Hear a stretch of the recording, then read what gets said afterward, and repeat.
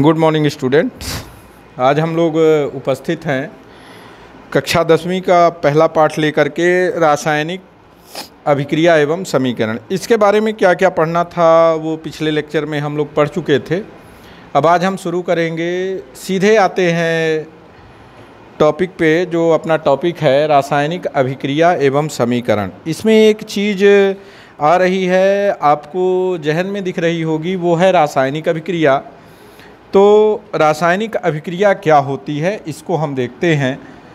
इस पेज को हम क्या कर लेते हैं, आधे आधे भाग में कर लेते हैं और यहाँ पर हम लिखते हैं रासायनिक अभिक्रिया। रासायनिक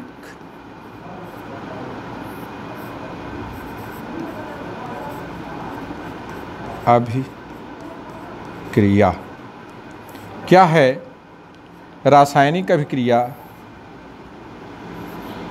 ऐसी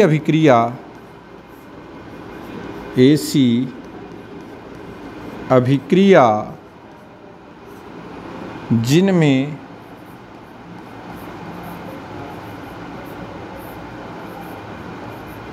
रासायनिक परिवर्तन होता हो। ऐसी अभिक्रिया जिनमें रासायनिक परिवर्तन होता हो रासायनिक अभिक्रिया कहलाती हैं। क्या कहलाती हैं? रासायनिक अभिक्रिया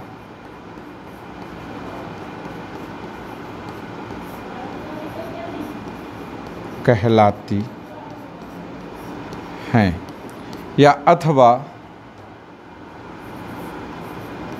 अथवा दूसरी जो डेफिनेशन होगी, ऐसी अभिक्रिया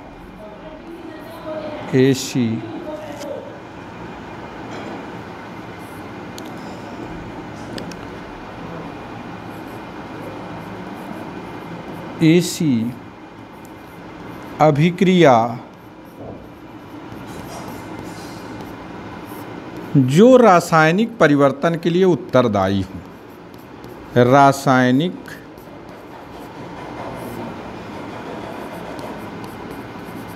परिवर्तन के लिए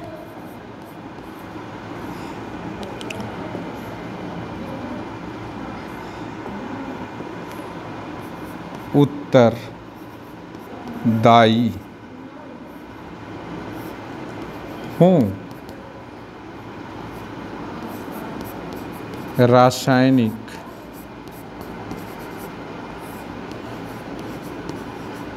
अभिक्रिया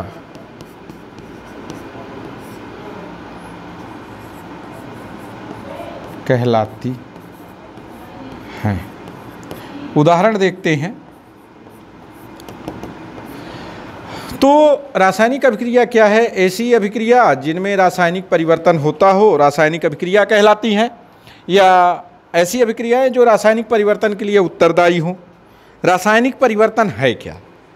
अब यहाँ पर आपके दिमाग में एक चीज़ आ रहा होगा, या वो आना ही चाहिए, कि ये रासायनिक परिवर्तन क्या है। रासायनिक परिवर्तन है क्या? यहाँ पर एक टर्म आपको मिल रहा होगा, वो आपको दिख रहा होगा रासायनिक परिवर्तन। यहाँ पर भी वो लिखा हुआ है रासायनिक परिवर्तन। बहुत इम्पोर्टेंट चीज़, रासायनिक परिवर्तन। ऐसा परिवर्तन जहाँ पर कि क्रियाकारक अभिकारक उत्पाद में बदल जाए लेकिन उत्पाद अभिकारक में ना बदले, वो आपका कहलाता है रासायनिक परिवर्तन। तो ऐसी अभिक्रिया जो रासायनिक परिवर्तन के लिए उत्तरदायी हो रासायनिक अभिक्रिया। जैसे मान लेते हैं, पहला उदाहरण लेते हैं, गर्मी के दिनों में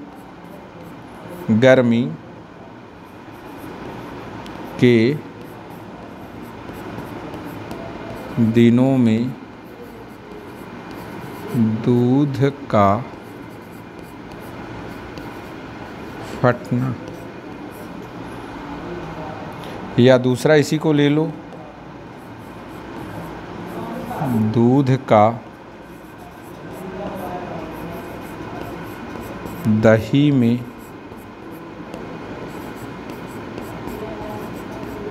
परिवर्तित होना। तीसरा, लोहे में जंग का लगना। चौथा, भोजन का पाचन। भोजन का पाचन। इन चारों चीज़ों को देखते हैं और इनमें कुछ ना कुछ परिवर्तन हो रहा है। तो पहला जो टॉपिक दिया आपका,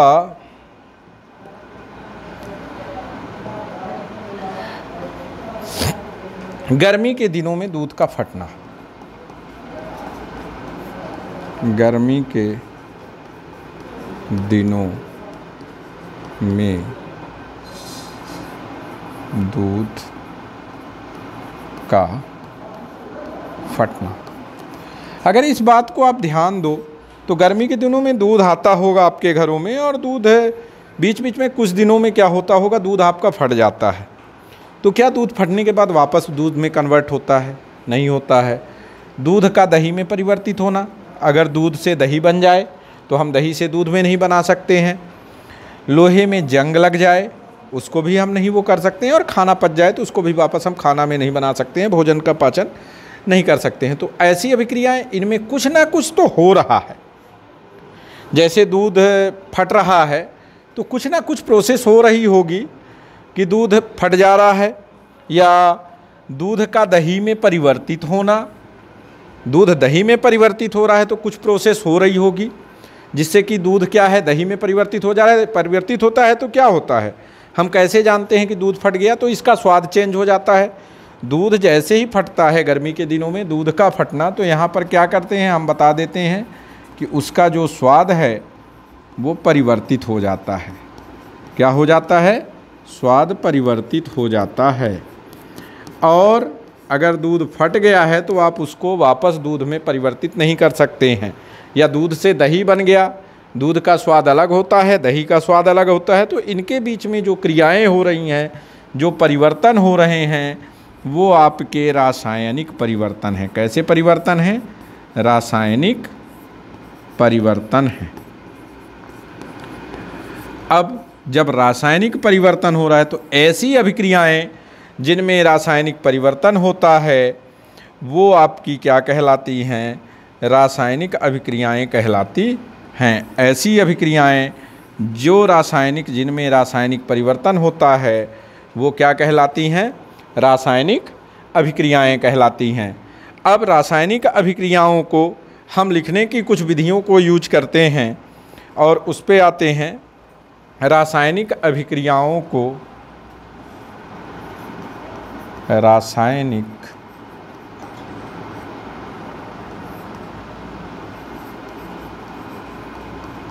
अभिक्रियाओं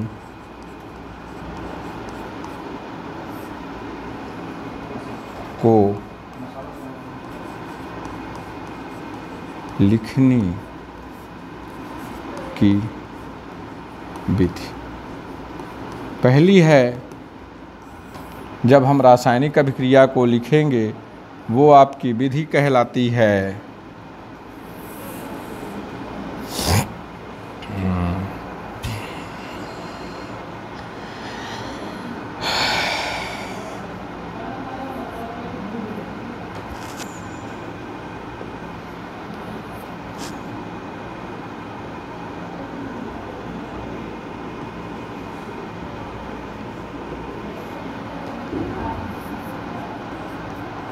शब्द के रूप में लिखना। शब्दों के रूप में। जब किसी रासायनिक अभिक्रिया को, जब किसी रासायनिक अभिक्रिया को शब्दों के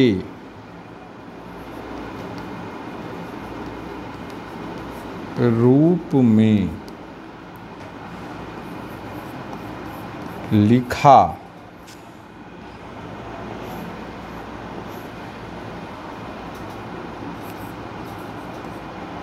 लिखा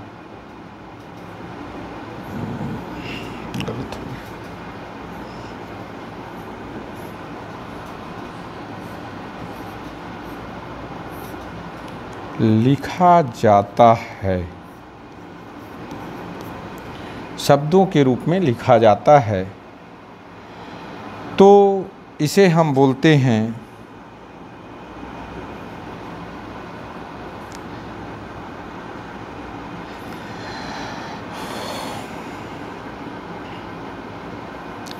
अब जैसे शब्दों के रूप में हम लिखते हैं, फॉर एग्जाम्पल मैग्नीशियम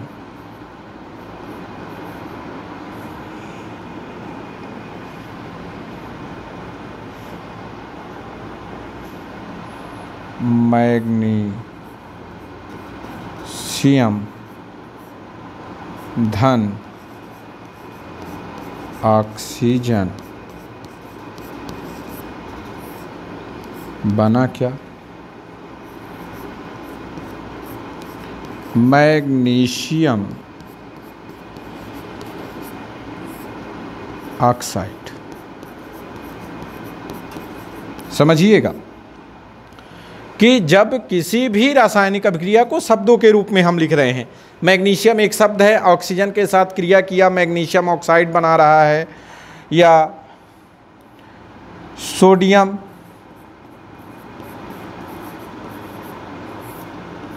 धन क्लोरीन बराबर सोडियम क्लोराइड बना रहा है।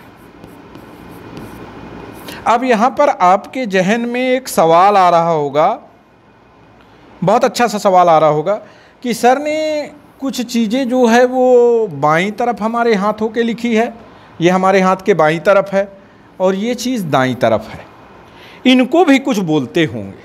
बहुत अच्छी चीज़ कि इनको भी कुछ बोलते होंगे जो बाईं तरफ हैं और फिर दाईं तरफ है। बाईं तरफ मैग्नीशियम ऑक्सीजन, बीच में धन लगाया और उसे मैग्नीशियम ऑक्साइड लिख दिया, बीच में तीर बना दिया। तो ये चीज़ें अगर नहीं आ रही हैं तो आनी चाहिए, नहीं आ रही हैं हमारे दिमाग में तो ये आनी चाहिए कि ये हैं क्या, क्योंकि रासायनिक अभिक्रिया अगर हम शुरू कर रहे हैं तो हमें इन चीज़ों को जानना बहुत ज़रूरी है। इन रासायनिक चीज़ों को, अगर हम रासायनिक अभिक्रिया पढ़ रहे हैं तो इन चीज़ों को जानना ज़रूरी है कि ये मैग्नीशियम और ऑक्सीजन हमारे बाएं तरफ लिखे हुए हैं, बीच में ये एरो लगा हुआ है और उसके बाहर इस साइड में दाएं साइड में मैग्नीशियम ऑक्साइड लिखा है, तो ये है क्या, ये चीज़ जानना। क्योंकि जैसे ही हम रासायनिक अभिक्रिया पढ़ रहे हैं तो इन चीज़ों को अगर हम नहीं जानते तो रासायनिक अभिक्रिया हमसे नहीं बन सकती। तो इस तरफ की जो बाईं तरफ चीज़ें हैं उन्हें लिखा जाता है अभिकारक या क्रियाकारक, या इन्हीं को बोलते हैं क्रियाकारक। और जो दाईं तरफ चीज़ें लिखी हैं उन्हें हम बोलते हैं उत्पाद। इनके बीच में एरो दिशा बताता है कि ये क्रिया करके और ये चीज़ बना रहे हैं। तो अब बात आती है अभिकारक की, तो ध्यान देंगे इस तरह की चीज़ों पे आपको बहुत ध्यान देना होगा। अब बात आ रही है यहाँ पर अभिकारक की। किसकी बात आ रही है? अभिकारक। वे पदार्थ जो किसी रासायनिक अभिक्रिया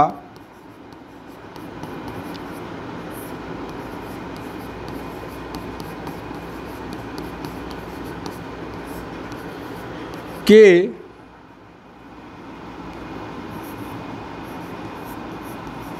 शुरुआत में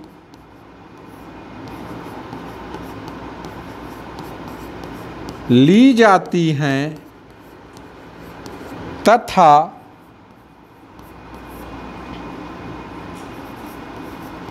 अभिक्रिया पूर्ण होने के पश्चात अभिक्रिया पूर्ण होने के पश्चात इनके गुणों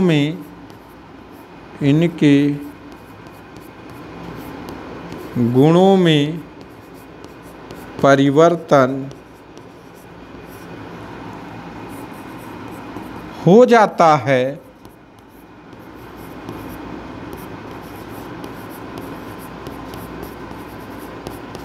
अभिकारक कहलाते हैं। तो ध्यान देंगे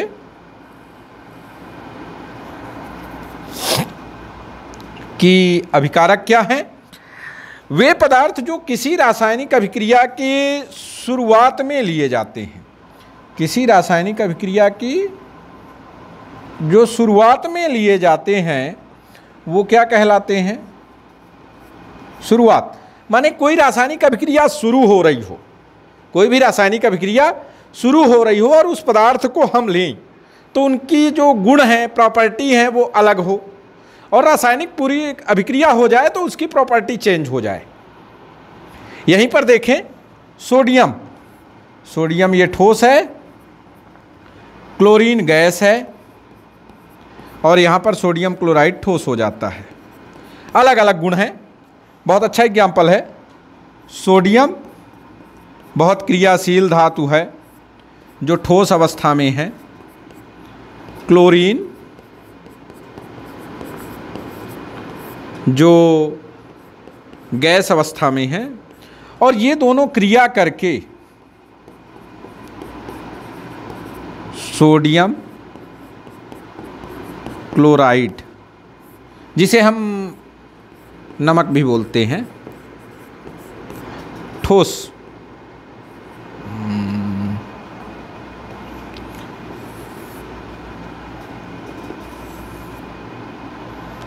जिसे हम क्या कहते हैं?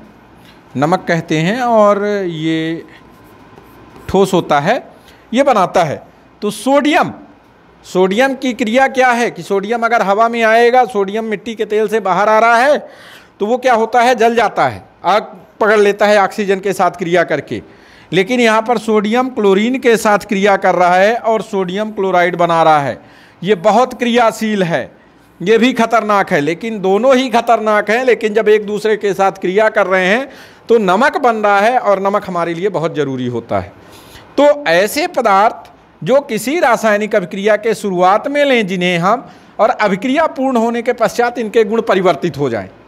फिर से एक बार सुनिए, अभिकारक क्या हैं? ऐसे पदार्थ जो किसी भी रासायनिक अभिक्रिया में हम शुरू में लें, जिन पदार्थों को रासायनिक, ऐसा सुन लो, ऐसी चीज़ें जिन्हें किसी रासायनिक अभिक्रिया के शुरुआत में लें और शुरुआत में लेने के बाद उनके गुणों में अभिक्रिया पूर्ण हो और उनके गुणों में परिवर्तन हो जाए।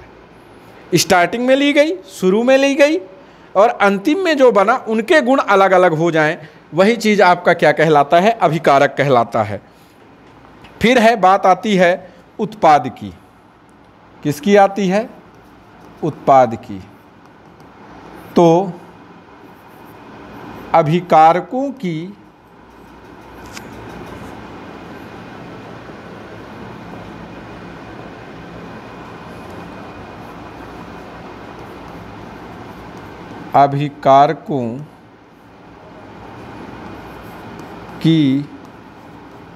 क्रिया के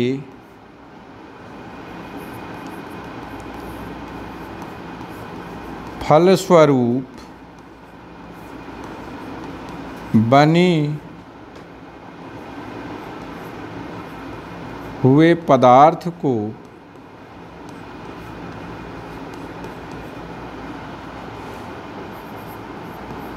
उत्पाद कहते हैं, जिसे रासायनिक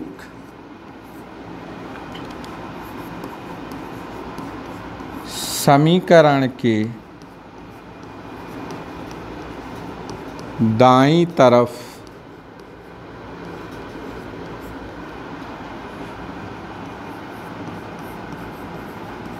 लिखा जाता है।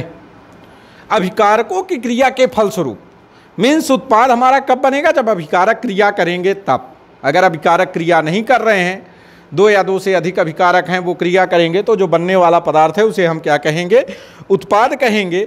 और उत्पाद हमेशा क्या होता है, किसी भी रासायनिक अभिक्रिया की दाईं तरफ होता है। तो ध्यान देंगे, मैं इस तरफ आपके कैमरे के सामने मुंह करके खड़ा हूं तो मेरा ये हाथ आपको दायां लग रहा होगा, लेकिन जैसे ही मैं बोर्ड की तरफ आऊँगा, आप अपने को इमेजिन करके लेंगे कि जो लेफ्ट हैंड साइड है A+B मान लो, और यहाँ पर फॉर्मेशन हो C का, तो ये आपका अभिकारक होगा क्योंकि ये मेरा बायां हाथ है। और इधर जो होगा वो आपका क्या होगा, उत्पाद होगा। जैसे उदाहरण था आपका सोडियम और क्लोरीन, बना क्या था रासायनिक, उसमें सोडियम क्लोराइड, और सामान्य नाम में क्या बना था, नमक बना था। तो जो सोडियम क्लोराइड है ये आपका उत्पाद होगा और ये क्या होगा, अभिकारक होगा। अब इनमें एक चीज है, इनके बीच में ये प्लस साइन क्यों लगा, प्लस साइन क्यों लगा, प्लस साइन इसलिए लगा क्योंकि इनके बीच क्रिया हो रही है, इनके बीच क्रिया हो रही है। अगर क्रिया होगी, प्लस साइन ये नहीं लगा, मान लो मैंने क्या किया कि मैंने कुछ नहीं किया, मैंने यहाँ से इस प्लस साइन को गायब कर दिया, इस प्लस साइन को मैंने गायब कर दिया, और यहाँ पर मैंने लिख दिया सोडियम क्लोराइड। तो अगर इस प्लस साइन को गायब कर दिया, मीन्स मेरी ये रासायनिक अभिक्रिया क्या है, गलत है। आपने अगर भूल से भी ये चीज़ कर दिया कि सोडियम और बीच में प्लस नहीं लगाया, क्लोरीन लिख दिया और सोडियम क्लोराइड लिख दिया, तो फिर आप इस पर क्वेश्चन नहीं कर सकते हैं। और यहीं तक आज हम पढ़ेंगे, इसके बाद अगली चीज़ें नेक्स्ट टॉपिक में। ओके, देखते रहें और सब्सक्राइब करें चैनल को। Thank you.